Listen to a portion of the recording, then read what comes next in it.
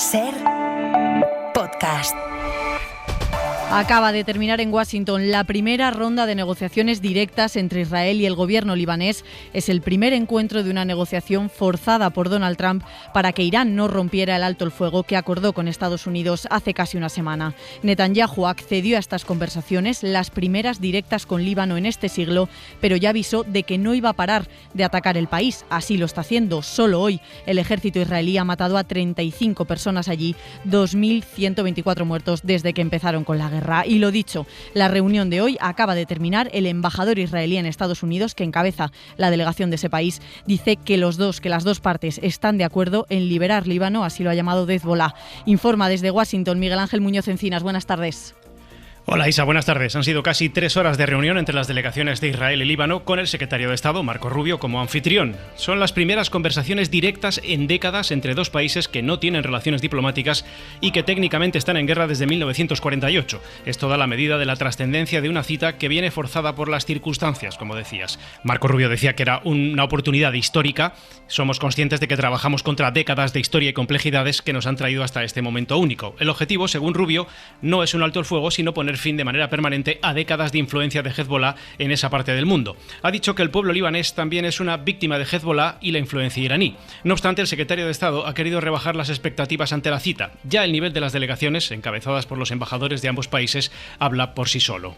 Rubio decía que todas las complejidades no se van a resolver en 6 horas, pero que podemos empezar a avanzar para crear el marco que permita que algo suceda, algo positivo, algo permanente. La situación en Líbano, Isa, por el ataque israelí, es una de las 3 patas del problema que se vive en Oriente Próximo. Las otras 2 son el programa nuclear iraní y el cierre del estrecho de Hormuz, aunque Estados Unidos se esfuerza por separar las 3 cosas. Miguel Ángel Muñoz Encinas, gracias. A vosotros. Sobre las conversaciones de Estados Unidos con Irán, además, Donald Trump ha dicho esta tarde en una entrevista al New York Post que una segunda ronda de negociaciones con Irán podría celebrarse en Pakistán en los próximos 2 días, según el presidente de Estados Unidos. Aquí en España mañana continuará el tiempo soleado y las temperaturas altas. Jordi Carbó, buenas tardes. Buenas tardes. Van a subir más que hoy las temperaturas ya en todo el país, porque incluso donde hoy todavía había muchas nubes, en Galicia, el Cantábrico y Baleares, mañana también va a hacer sol la mayor parte del tiempo. Cuidado porque a primeras horas de la mañana va a hacer frío, parecido al de hoy, pero durante la tarde ya nos situaremos en la mayor parte de poblaciones entre los 20 y 25 grados. Vaya camino del Boletín Oficial del Estado el decreto con la regularización extraordinaria de migrantes que ha aprobado hoy el gobierno de Pedro Sánchez, un proceso para darle permiso de trabajo y residencia, según cálculos del Ejecutivo, alrededor de 500.000 de personas que ya están aquí en España. Son personas que conviven entre nosotros, con hijos e hijas que van al colegio con nuestros hijos, que dan vida a nuestros pueblos, a nuestras calles y que a partir de hoy podrán disfrutar con garantías de plenos derechos y cumplir sus obligaciones. Palabras de la ministra de Seguridad Social y Migraciones, Elma Saiz. Vamos con una guía rápida de cómo va a ser este proceso. ¿Quién puede pedir la regularización y cuáles son los requisitos para que se la den? Básicamente, por la vía del arraigo, aquellos que puedan demostrar que residían en nuestro país durante 5 meses de manera ininterrumpida antes del 31 de diciembre. Eso sí, tendrá que estar acompañado de una comprobación de que no han cometido delitos ni en nuestro país ni en el suyo de origen. También se pueden adherir a esta regularización, y esto es novedoso, los solicitantes de asilo o de protección internacional. Eso sí, esta normativa aprobada hoy deja fuera a los apátridas, lo que ha generado una gran protesta ante el colectivo de saharauis, y también deja fuera a un pequeño grupo de menores en un limbo jurídico, aquellos que según su pasaporte son menores de edad, pero que la administración les ha declarado mayores de edad. ¿A partir de cuándo se puede solicitar y dónde? El jueves ya se podrá presentar de manera telemática muchas de esas peticiones, y también, atención, a partir del jueves es cuando se puede pedir cita física en las distintas administraciones que se van a habilitar. Las oficinas de extranjería solían ser el cauce habitual, pero también en un acuerdo con Traxa y con Correos se podrán habilitar y presentar esas solicitudes telemáticas en las distintas oficinas de correos que hay en todo el país, y también en oficinas de la Seguridad Social. Por ejemplo, en Madrid se van a habilitar 4 de manera extraordinaria. ¿Cómo se demuestra la estancia mínima de 5 meses en España? Pues se podrá demostrar no solo por la vía habitual del padrón, de hecho ha sido muy peleado por parte de los colectivos de inmigrantes, que se puede demostrar por otras vías, como un contrato de una vivienda, un certificado o tarjeta de transporte que demostraría que lleva más de 5 meses en nuestro país. Y también hay que recordar que esta nueva vía que se abre para los solicitantes de asilo les permite acreditar esa estancia en España simplemente con esa solicitud o con esa cita para la petición de asilo, siempre que se demuestre que llevan más de 5 meses en nuestro país. ¿Qué pasa finalmente con los antecedentes penales? Pues los antecedentes penales es uno de los grandes bulos o manipulaciones que se ha visto durante estos meses, desde que en enero la cadena SER adelantó que se iba a poner en marcha esta normalización extraordinaria de inmigrantes. Ningún criminal se va a colar en estas listas, porque de hecho sería faltar al respeto a la policía española. Cualquier antecedente penal que se haya cometido en España salta inmediatamente en el cruce de los datos en cualquiera de los registros que se van a poner en marcha. Y aquellos que llegan de fuera tendrán que acreditarlo, como siempre hasta ahora, con los papeles, con el certificado de su país de origen. Y también otro bulo a este respecto, muchas de las formaciones políticas hablan de efecto llamada, pero recordemos que ningún recién llegado, nadie que haya llegado después del 1 de enero de este año, podrá acogerse a esta regularización. Respuestas de Nicolás Castellano a preguntas de Laura Bermejo. Esto de los antecedentes, el hecho de que en un principio, con la primera propuesta que planteó el Ejecutivo, fuera a bastar con una declaración jurada de quien quisiera regularizar su situación, una declaración jurada de que no los tenían si en su país de origen no les mandaban un certificado de que carecían de antecedentes penales, y el hecho de que ahora esto se haya endurecido, debería cambiar de alguna forma la posición del PP, dado que los populares, este era un argumento fundamental por los cuales se oponían a la regularización. Ahora esto cambia, el Gobierno ha endurecido la normativa porque también el Consejo de Estado le advirtió de que su primera posibilidad era demasiado laxa. Pero el PP mantiene su oposición a todo el proceso, vuelven a agitar el bulo de que esto se hace para alterar también el censo electoral, pese a que el permiso de residencia no implica poder votar automáticamente en unas generales. El Gobierno repite que estamos ante una medida de justicia. Julia Molina. También ante un acto de normalización y de necesidad en un país en el que la población está cada vez más envejecida. Así lo defiende Sánchez en una carta dirigida a la ciudadanía, en la que sostiene que la regularización es la mejor vía para afrontar los desafíos que plantean las migraciones. Desde un punto de vista de interés económico y también de una cuestión moral, reconocer derechos a quienes hoy ya están aportando a la prosperidad de nuestro país. Es, por tanto, un acto de coherencia ética y de justicia social. Tanto Sánchez como la ministra de Migraciones, Elma Saiz, han criticado la postura del PP, que se opone frontalmente a la medida del Gobierno. Porque es inhumana, porque es injusta, porque es insegura y porque es insostenible. Se traslada el mensaje de que España es un chollo para las mafias, dado que aquí podrá entrar cualquiera. Los de Feijóo siguen en su estrategia de relacionar la regularización con la delincuencia y mantienen que Sánchez busca modificar el censo electoral. Es la misma tesis que promulgan en Vox. Una invasión inmigratoria que le sirva para sustituir al pueblo español, porque el pueblo español ya no le sirve, el pueblo español está votando mal y no le gusta. Una teoría falsa, porque los regularizados no obtendrán el derecho a voto. Hay oposición política a este proceso y hay oposición en la práctica. El Gobierno central acusa a Ayuso de boicotear el trámite porque el Ejecutivo madrileño se niega a reforzar el personal de su única oficina, que expide un certificado que los migrantes pueden usar para demostrar que llevan aquí esos más de 5 meses que exige la normativa. Un registro histórico, se trata de un registro histórico de la tarjeta de transporte público. No es la única vía para probar el arraigo, pero es una de ellas, y esta oficina, como decimos, lleva días colapsada, tanto que han empezado incluso la reventa ilegal de citas. Aún así, el Gobierno de Ayuso ya ha dicho que no piensa aumentar el personal de ese centro. Alejandro Becerra. Sí, les venimos contando en la SER el colapso de la única oficina del Consorcio Regional de Transportes, que emite un historial de recarga del abono de transportes, pero el Gobierno de Ayuso repite hoy que no se plantea reforzar sus servicios, pese a que esa situación de saturación está dando pie a que haya quienes se aprovechen de la situación de los migrantes y a través de redes sociales estén vendiendo citas para un servicio que es gratuito. El Gobierno madrileño mantiene que si Sánchez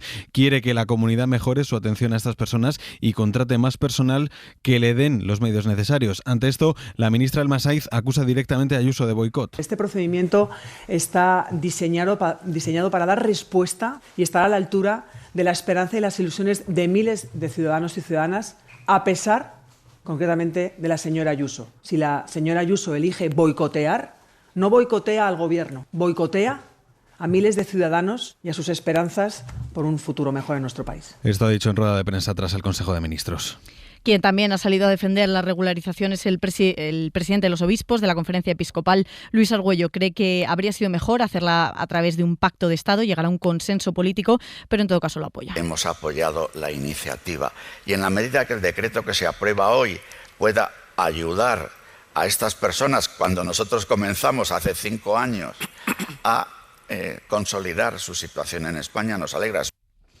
También alegra a los empresarios. Pablo Anzola. Buenas tardes. Sí lo celebran, apuntalando algunos argumentos económicos. El primero, que esta regularización hará aflorar buena parte de la actividad sumergida. Esto es lo que decía hoy el presidente de la patronal, Antonio Garamendi. Hay mucha gente en España que estaba trabajando en B, que por tanto es ponerlo en orden. Y por otro lado han defendido la aportación de esos migrantes al crecimiento económico. 1 de cada 3 trabajadores en la hostelería, por ejemplo, es de origen extranjero, mientras en otros, como la construcción, donde suponen casi el 25%, los migrantes son clave para encontrar la mano de obra que falta y con ello aliviar, por ejemplo, la crisis de vivienda. Se están haciendo importantes infraestructuras y cambios en España, donde se va a necesitar de manera intensa en mano de obra. Pedro Fernández Alén es presidente de la CNC. Desde el sector creen incluso que esta medida se queda corta y piden nuevos convenios para facilitar la entrada de más inmigrantes al mercado laboral español.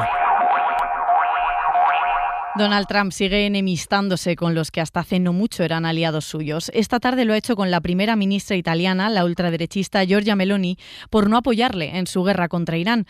Trump ha dicho de ella: pensaba que tenía valor, pero me equivocaba. Esto ha dicho de Meloni, su gran apoyo en Europa, y más ahora que el húngaro Viktor Orbán está de salida. Corresponsal en Roma, Joan Solés. Buenas tardes. Se acabó el idilio entre el presidente estadounidense y la primera ministra italiana. Trump ha declarado a Il Corriere que Meloni es una persona inaceptable que no quiere ayudar en la guerra ni a la OTAN, que califica de tigre de papel. Meloni no es la misma, ha cambiado, no entiende lo que pasa. En síntesis, Meloni le ha conmocionado, declara.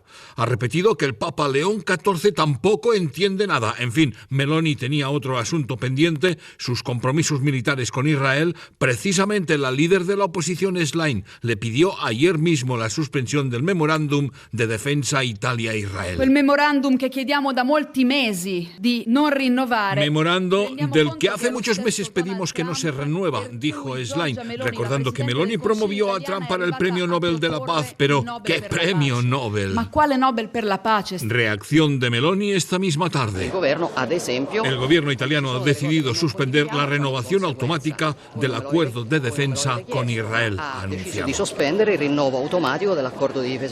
Desde que perdió el referendo sobre la reforma de la justicia, los postulados de Meloni hacen agua por todos lados. Pierde la amistad con Trump, rompe con su aliado Netanyahu, su amigo Orbán pierde las elecciones y, según ha trascendido, hay puñetazos en la mesa en los consejos de ministros. Y también ha tenido que salir en defensa del Papa Meloni por los ataques contra él de Trump, que le llamó débil con el crimen o nefasto en política exterior. Todo esto además de publicar una foto hecha con inteligencia artificial de sí mismo, en el que se representaba como un Jesucristo. Sobre esta foto ha hablado el presidente de los obispos españoles, Luis Argüello. Dice que Trump se coloca algo así como el anticristo. La misma pretensión del presidente Trump en memes de las redes sociales de presentarse como una especie de Cristo. En realidad diría uno Cristo o anticristo. Y es noticia de ahora mismo: el Vaticano investiga al obispo de Jaca, Huesca, Pedro Aguado, por presuntamente encubrir abusos sexuales en su etapa al frente de los Escolapios. La oficina del Papa se lo ha comunicado a la familia de la víctima, que tenía 11 años en el momento en que sufrió esos abusos por parte de un cura de esa congregación. Laura Gutiérrez, buenas tardes. Buenas tardes. Y el Papa ha ordenado a los dicasterios competentes en estos casos de abusos sexuales, de pederastia dentro de la Iglesia Católica, tal y como ha avanzado Televisión Española y ha podido confirmar la SER, que inicien las investigaciones oportunas para aclarar si el actual obispo de Huesca y Jaca, Pedro Aguado, entonces jefe de los Escolapios, encubrió los abusos sexuales a un menor de 11 años en una parroquia de México. Abusos por parte de un sacerdote español que llegó a violarlo. Años después, en 2019, cuando la víctima se atrevió a denunciar y, como confirman fuentes eclesiales, el ahora obispo señalado inició una investigación contra este cura, lo mandó a España y finalmente lo acabó expulsando de la orden. Además, fue apartado de sus funciones pastorales. Ahora, León XIV ha dado instrucciones inmediatas para que se investigue investigue este caso.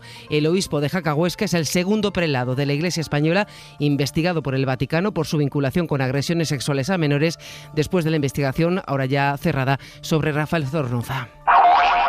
Declaración importante esta tarde en el Supremo en el juicio por el caso Mascarillas contra José Luis Ábalos. Un exalto cargo del Ministerio de Transportes ha contado que nada más redactar la orden para comprar material sanitario en pandemia, nada más redactarla, Koldo, entonces asesor de Ábalos, Koldo le puso encima de la mesa la oferta de la empresa de Aldama, Soluciones de Gestión. Se la entregó en mano. El entonces asesor de Ábalos le dijo además a este alto cargo que tenían que comprar las Soluciones de Gestión 8 millones de mascarillas o se quedaban sin oferta. Isabel Vega. Buenas tardes. Sí, Jesús Manuel Gómez lo explicaba así. Koldo García vino a mi despacho con una oferta, la oferta de Soluciones de Gestión, y yo, pues por prudencia, preparé una primera orden por 4 millones de mascarillas que el ministro llegó a firmar. Pero cuando la íbamos a enviar al BOE, Koldo García me indicó que la decisión final era que fueran 8 millones de mascarillas. Cuando Koldo le comunica esto, ¿entendió usted que le transmitía la voluntad del ministro? Sí, claro. Entendía que era la voluntad del ministro, pero es que además era un todo o nada. Sí, me dijo que tenía que ser 8 millones porque el suministrador decía que eran 8 millones o nada. Sostiene que hubo otras ofertas, pero cuando estas llegaron el contrato ya estaba adjudicado y de esas ofertas sabía Micho Miranda, el responsable en Adif de comprar las mascarillas. Dice que fue la presidenta Isabel Pardo de Vera quien le dio el contacto de Soluciones de Gestión, la empresa de Aldama, pero se inclinaron por ella porque estaba cumpliendo. Esa misma noche en que estábamos tomando la decisión llegar a las mascarillas de puertos, era una señal de que tenía la logística montada. Miranda ha explicado que hicieron un encargo menor a otro proveedor que en principio era más barato, pero acabaron subiendo el precio y no cumplieron ni los plazos ni la calidad. Defiende por eso la decisión de haber acabado contratando a la empresa que representaba Aldama. Y en la Audiencia Nacional, en el juicio de la trama Kitchen, han empezado a declarar los agentes de las unidades de policía que participaron en el espionaje a la familia Bárcenas. Uno de ellos ha contado que le pareció extraña la orden que le dio su superior. Le dijo que había que proteger a la esposa de Bárcenas, a Rosalía Iglesias, porque estaba en peligro, pero a la vez le advirtió de que tenían que hacerlo sin ser detectados. Galán dice que nunca había recibido una orden así, el policía. Miguel Ángel Campos, buenas tardes. Buenas tardes, lo ha explicado hace unos minutos el jefe de la Unidad de Vigilancias de Asuntos Internos de la Policía Nacional, que recibió esa extraña orden de su jefe, el acusado comisario Marcelino Martín Blas. Jesús Galán. Las instrucciones que yo recibo de mi jefe, don Marcelino, es: doña Rosalía Iglesias está en peligro y tenéis que darle protección. Y que no os detecten.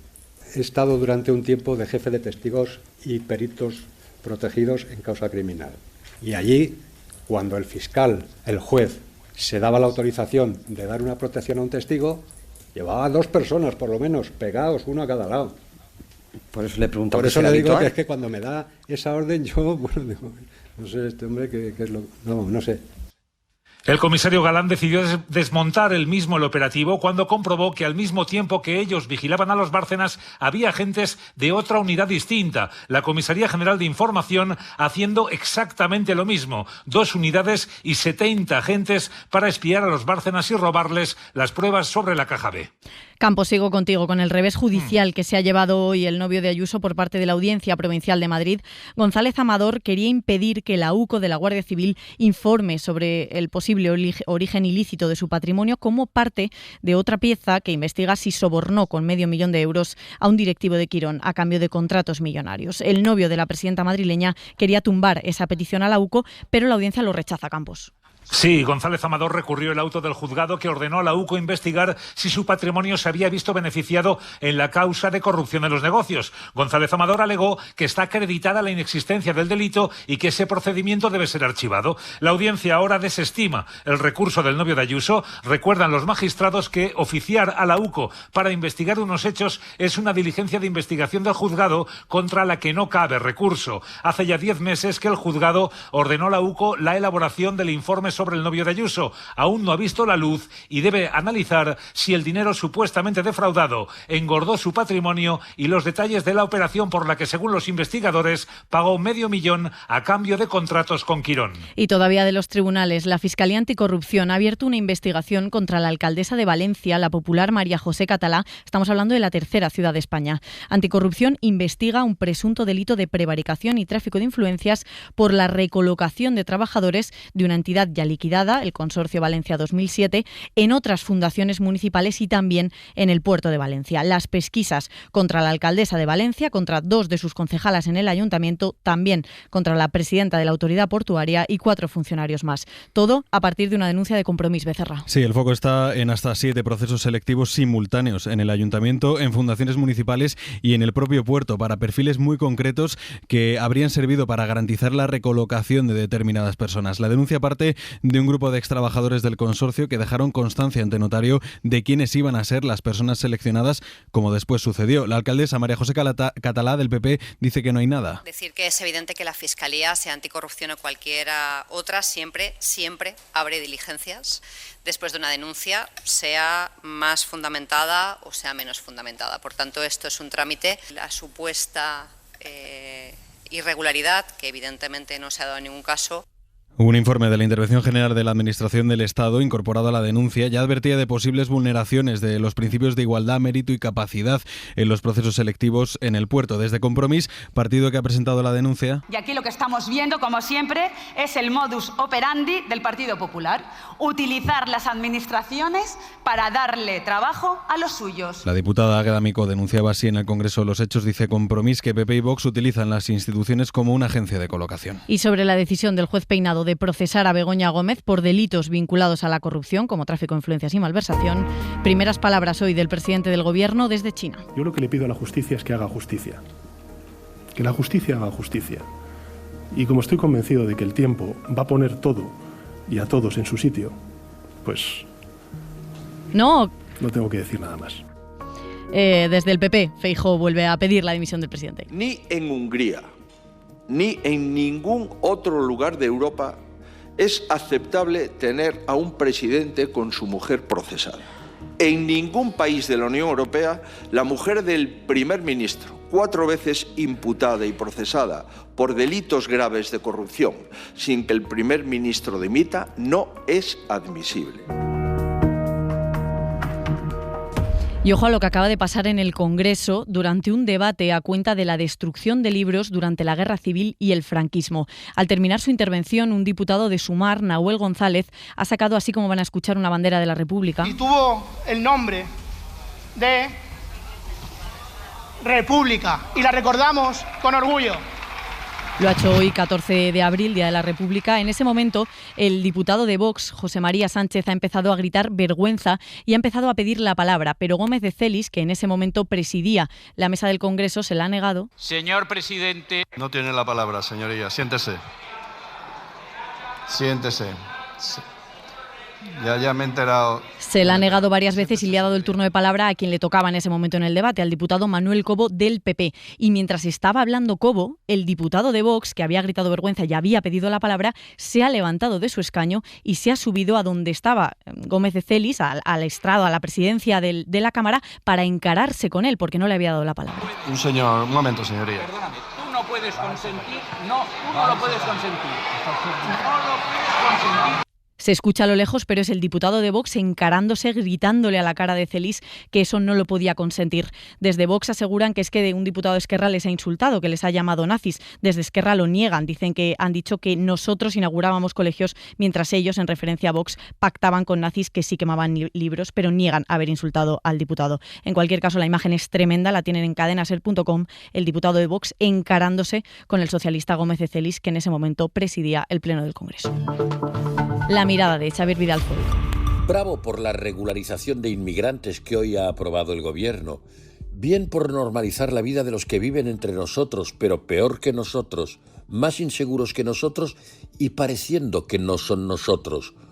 Hoy es un día para acordarse de Adolfo Suárez, el primer presidente de la democracia.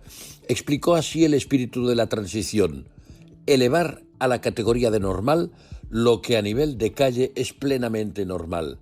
Bravo ahora al poder democrático por hacer también legal lo que es normal. A quienes discrepan, recelan o atacan la medida no hay que denunciarles por racistas, aunque algunos, a verlos, haylos. Hay que explicarles lo que ya saben los progresistas, los liberales, la Iglesia, los sindicatos, la patronal, que regularizar es humano porque acaba con la sensación de inseguridad de muchos inmigrantes por qué les pueda pasar. que es justo porque les reconoce los derechos básicos y evita los abusos de algunos que pretenden sobreexplotarles aprovechando que no pueden defenderse, pues legalmente no existen, que es eficaz porque trabaja mejor quien no está angustiado día y noche, que es neutral porque no hay efecto llamada. La última regularización fue hace más de 20 años y nadie viene aquí en patera descontando con que le regularizarán algún día. Los escasos estudios científicos sobre aquella medida de 2005 así lo confirman. No actuó como imán. El empleo legal de inmigrantes aumentó, los ingresos por impuestos crecieron, no hubo un aumento demostrado de gasto público y se incrementaron las oportunidades laborales de los regularizados. Lo justo no es idiota, sino justo.